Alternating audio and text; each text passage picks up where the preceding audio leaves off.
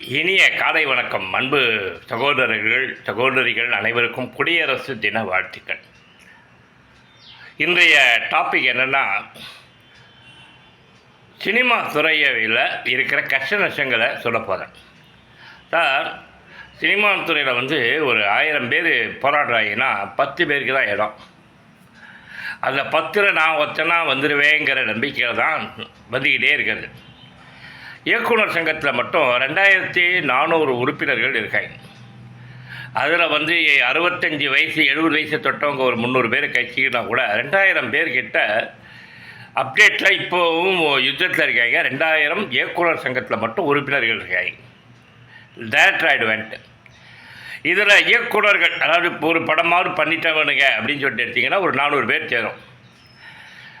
இதில் ஜெயிச்சவனுங்கன்னு எடுத்திங்கன்னா 30 பேர் தான் சேரும். KS ரவிக்குமார், முருகதாஸ் அப்படின்னு சொல்லிட்டு வெற்றிமாறன், இப்படி ஜெயிச்சவங்க லிஸ்ட்டில் எடுத்திங்கன்னா 30 பேர் தான் சேரும். ஆக பாருங்கள், 2500 உறுப்பினர்களில் ஜெயித்தவன் 30 பேர் தான்.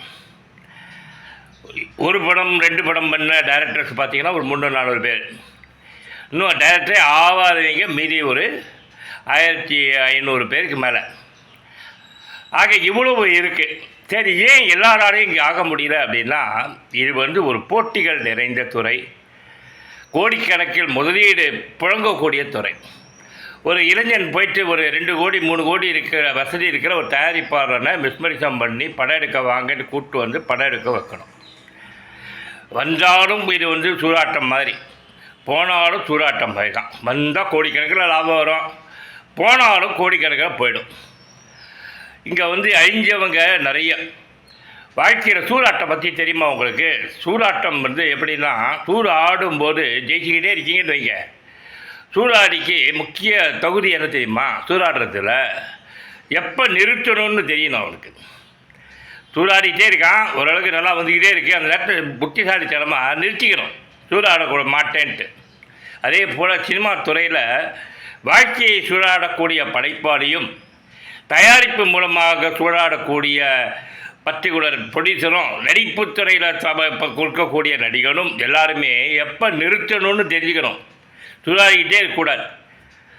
இப்போ தயாரிப்பாளர்கள் ஏவிஎம் ப்ரொடக்ஷன்லாம் படம் எடுக்கிறதில்ல, ஆஸ்கார் ரவிச்சந்திரன்லாம் படம் எடுக்கிறதில்ல. ஏன்னா நல்ல சூழாடிங்க உஷாராகி படம் எடுக்கிறது ஸ்டாப் பண்ணிட்டாங்க.